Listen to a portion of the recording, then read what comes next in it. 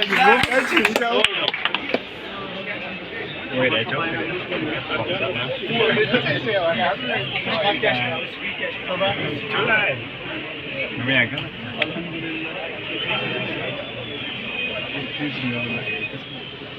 Baramulla, Mr. Rais Ahmed Bhatt, Municipal Committee President, Mr. Tawseef Raina, Principal Government Degree College, Baramulla, Chief Education Officer, Baramulla, CEO MC Baramulla, all the speakers, performers, all the students of Government Degree College, Baramulla, all those students who have come from different colleges, brothers, sisters, Assalamu alaikum. Very good afternoon to all of you. मुझे यहाँ आके बहुत खुशी हो रही है क्योंकि आज आप लोगों के बीच आके मुझे भी अपने कॉलेज के डेज याद आ गए, स्पेशली आपकी हुटिंग सुनकर। तो हमें भी याद आ गया जब हम मेडिकल कॉलेज में थे तो जब भी आई वाज स्पीकर, तो जब भी बोलने जाती थी तो इसी तरह की हुटिंग होती थी।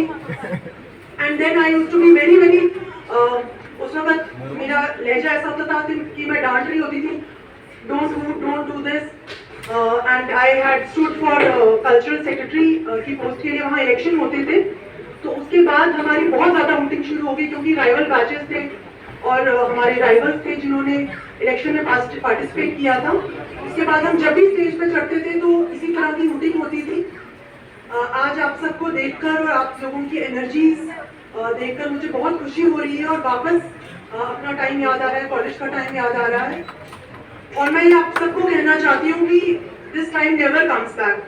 मतलब आज मुझे लगता है कि looking back the best period of my life I would say was in the college, क्योंकि कॉलेज में जो फ्रेंडशिप्स बनती हैं, कॉलेज में जिस तरह की एनर्जी होती है, जिस तरह का पैशन होता है, वही डिटरमाइन करता है कि आप लाइफ में क्या बनेंगे, आप लाइफ में कैसे बिहेव करेंगे। और फाइनली जब आप देखते हैं अपनी लाइफ को रेट्रोस्पेक्ट में देखते हैं तो आपको लगता है these were the golden years, जब आपकी सोच ट्रांसफॉर्म होती है, जब आपकी पर्सनालिटी बनती है।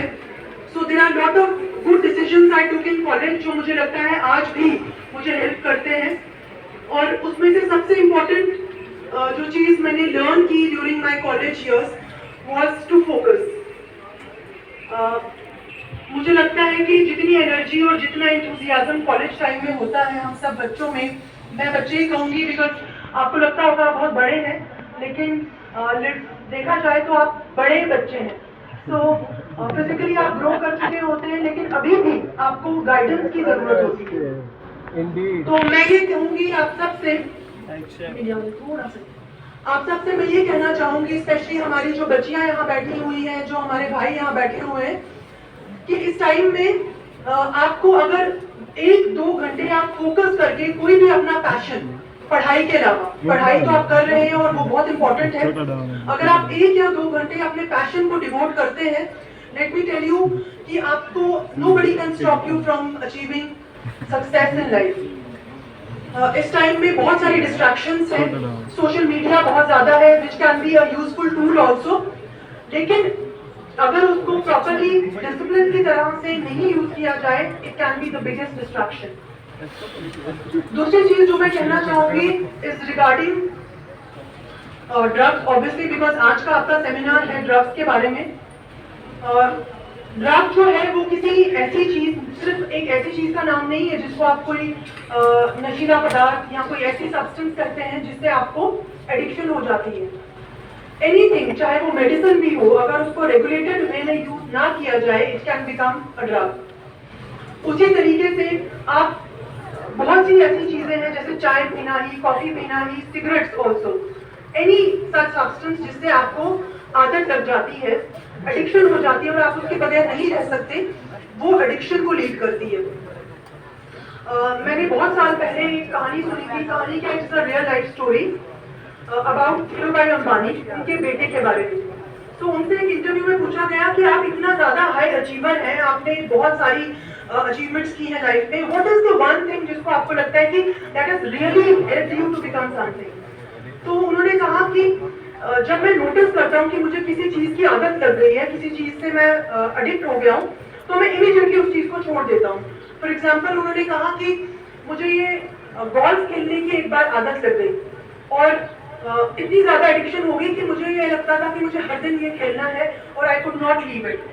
देन आई एनालाइज कि मुझे इस चीज से आगे चल के नुकसान हो सकता है। Though golfing is not a bad thing, लेकिन मैं what I want to stress upon is कि खुद का एक जायजा जो होता है वो करना बहुत इंपॉर्टेंट है कि हम कहाँ जा रहे हैं और हमें क्या चीजें जो है वो हमारी जो लार्जर गोल है, हमारे लार्जर गोल में हेल्प कर रही है या ऑब्स्ट्रक्ट कर रही है।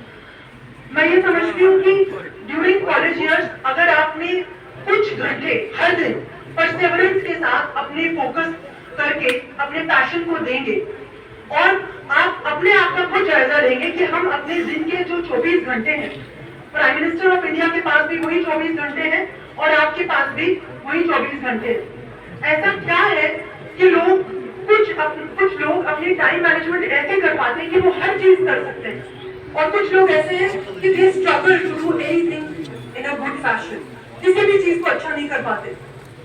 वो यही है क्योंकि उन्होंने अपने आप पे कंट्रोल करना नहीं सीखा। वो खुद पे कभी भी काबू नहीं पा सकते, तो वो दूसरी चीजों पे क्या काबू पाएंगे। इसलिए आप लोगों से मैं ये कहना चाहती हूँ कि यही राइट टाइम है। इसके बाद जब आप प्रोफेशनल किसी भी, चाहे आप कॉलेज से निकल के पीएचडी करें या उसके बाद किसी और प्रोफेशनल की तरफ जाएं या किसी वर्क ओरिएंटेड स्फेयर में जाएं, आपके पास ये टाइम नहीं होगा। इस वक्त आपके पास जो टाइम है that will never come back. और जो आपके पास एनर्जी है, जो मेमोराइजेशन स्किल है, जो आपके पास अभी समझने की कुव्वत है, वो बाद में नहीं होगी, बतदरीज ये कम होती जाती है। हर स्किल कम होता जाता है या तो बढ़ता जाता है। अगर आप उस पर काम करेंगे तो वो बढ़ेगा, काम नहीं किसी भी चीज पे करेंगे, फिजिकली अपने आप पे काम नहीं करेंगे, मेंटली अपने आप पे काम नहीं करेंगे, तो आपके हर एक क्वालिटी कम होगी। और उसी का अपोजिट है, उसी का कॉरिडरी है कि आप अगर किसी भी चीज पे चाहे दिन में 1 घंटा या 2 ही घंटा काम करें, आपका वो बतदरीज वो स्किल वो टैलेंट बढ़ेगा।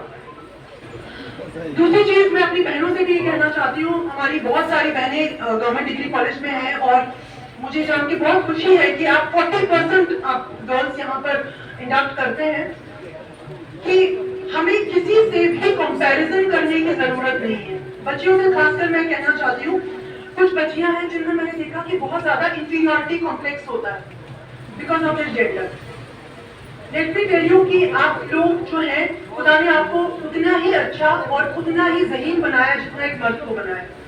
आप फिजिकली डिफरेंट है, you are not lower, you are just different. आप डिफरेंट हैं और आप में कुछ ऐसी कैपेबिलिटीज हैं जो शायद मर्दों में नहीं है। आपने अपने कोई भी स्किल को, जैसे आप अच्छी पढ़ाई में हैं या किसी और स्किल में अच्छे हैं, मैं अभी आर्ट देख रही थी, आप लोगों का आर्ट इतना अच्छा है। यहाँ पे कुछ लड़कियां आई जो बोल रही थी और इतनी ज्यादा वोटिंग हो रही थी।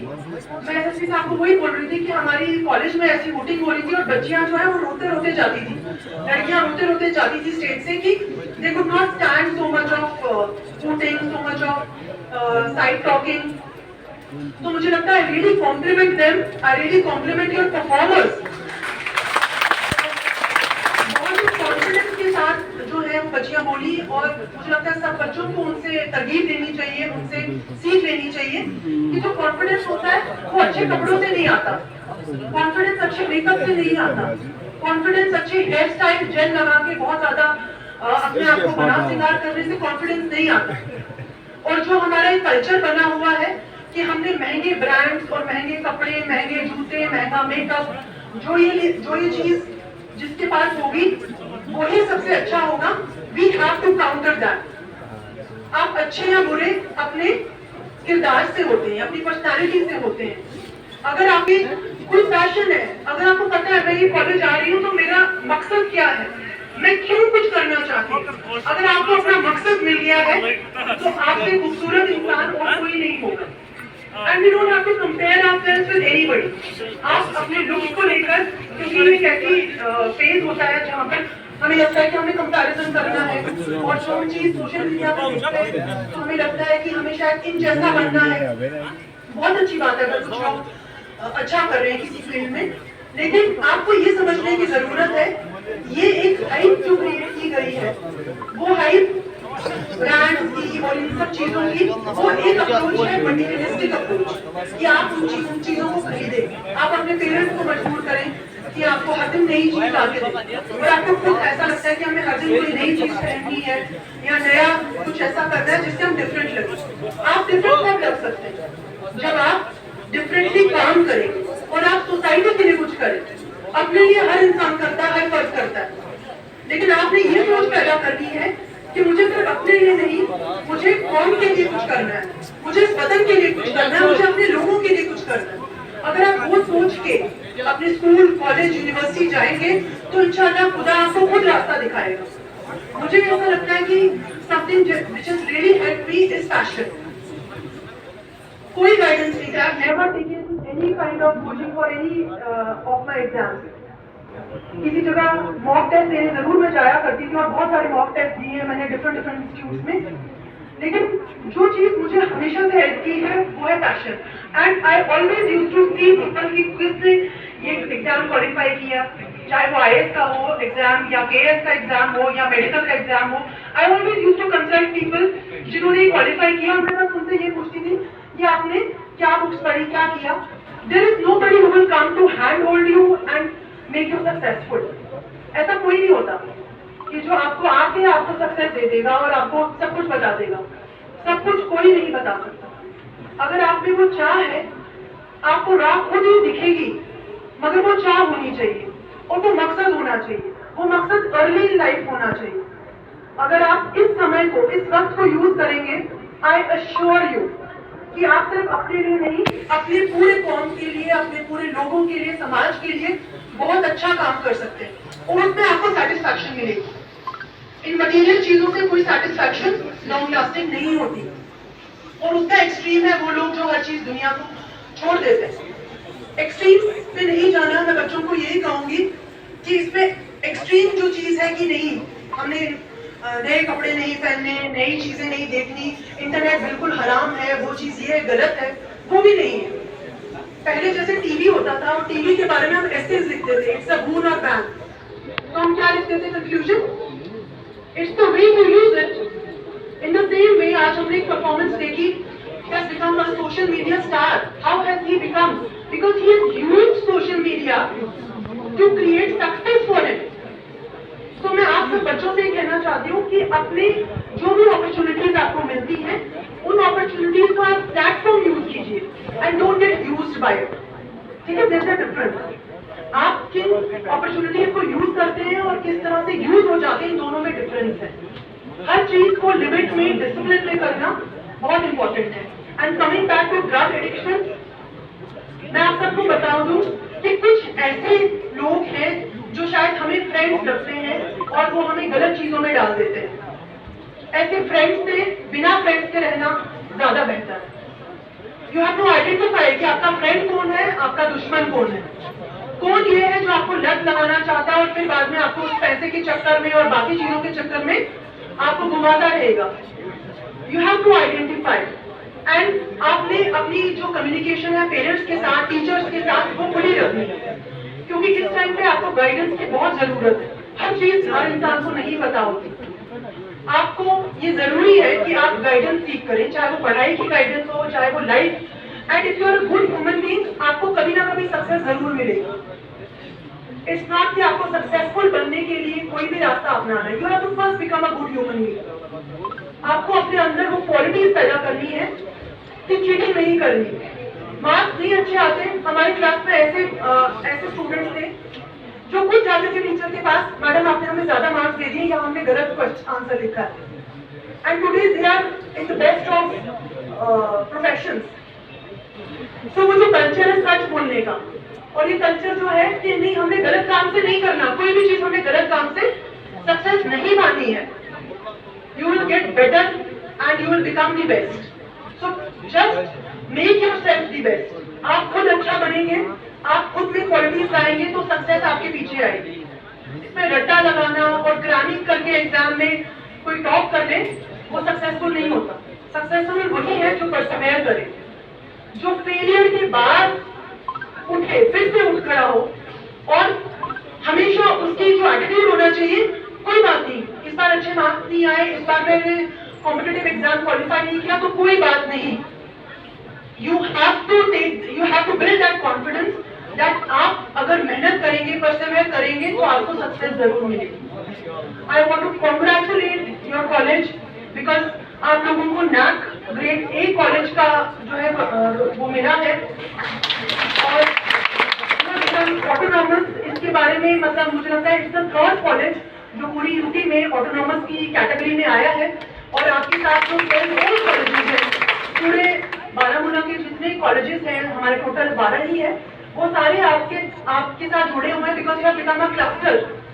तो आपके लिए बहुत एजाज की बात है, आपके लिए बहुत खुशी की बात है और हमारे लिए बहुत फख्र की बात है कि बारामूला डिग्री कॉलेज जो है वो आज इस लेवल पे पहुंचा है।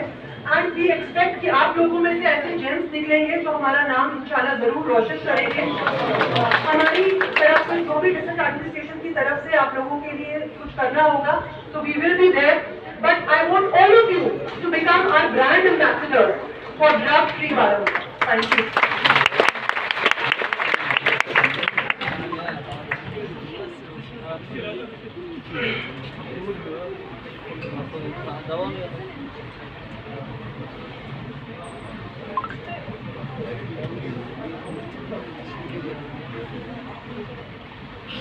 Saking